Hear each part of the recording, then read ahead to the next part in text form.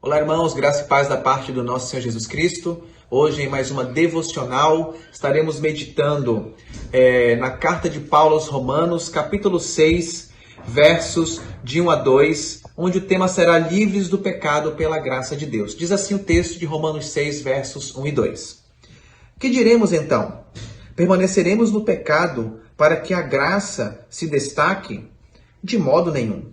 Nós que morremos para o pecado, como ainda viveremos nele? Deixa eu fazer uma pergunta para você. É possível um crente usar da graça de Deus para viver no pecado, uma vez que Cristo libertou esse crente para que ele agora pudesse ter liberdade de vida? Será que a graça é realmente o motivo pelo qual podemos viver uma vida de pecados diante de Deus? A resposta é muito simples de Paulo. De modo nenhum. O apóstolo Paulo aqui agora está fazendo uma confrontação. Porque a partir do verso 20 e 21 do capítulo 5, Paulo vai dizer que a lei ela veio para mostrar a transgressão e para ressaltar essa transgressão. Mas aonde o pecado abundou, Paulo está dizendo que a graça de Deus ficou ainda mais evidente. Ou seja, a graça de Deus, ela vai sempre se evidenciar muito mais acima das outras coisas. E aí poderia vir essa pergunta, e Paulo então a faz. Será então que é necessário a pessoa pecar para que ela receba mais favor de Deus? A resposta é muito clara, é claro que não. A graça de Deus, ela tem como objetivo libertar o pecador da escravidão do pecado para que esse agora não mais seja escravo do diabo e do pecado. Essa é a ideia de Deus aqui em querer nos ensinar. O que Paulo está querendo nos ensinar, irmãos, é que a graça de Deus é o elemento gravitacional para a criação de todas as coisas que existem hoje, para toda a criação inanimada, e essa graça também, ela é o elemento gravitacional para a salvação do homem.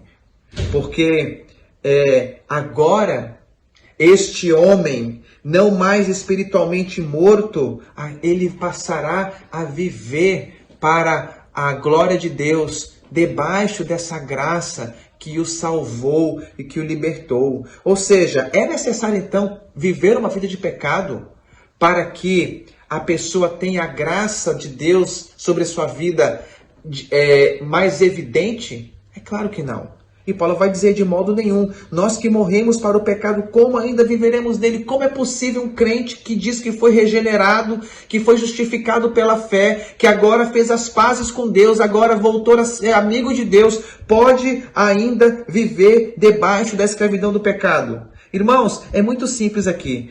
A graça de Deus é o eixo central, é o tronco pelo qual tudo gira em torno. E essa é a ideia aqui. Um crente, segundo Paulo, ele foi liberto pela graça de Deus em Cristo para uma vida de santificação.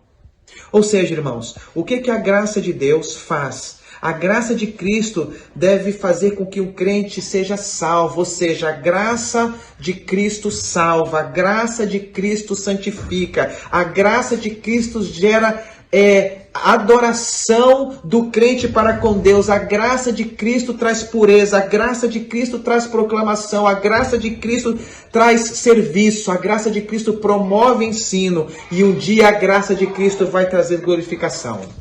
Em resumo, irmãos, a graça não nos dá a alforria para que você possa legalmente viver debaixo do pecado, mas a graça legalmente de Cristo nos faz morrer para uma vida de pecado. É só la gratia, é somente a graça de Deus. A graça de Cristo, ela nos libertou. A graça de Cristo nos libertou, ou seja, nós agora libertos do poder do pecado do diabo, temos plena convicção de que debaixo desse favor iremos glorificá-lo, não mais como uma vida de pecado, mas como uma vida de santificação, de serviço e de proclamação.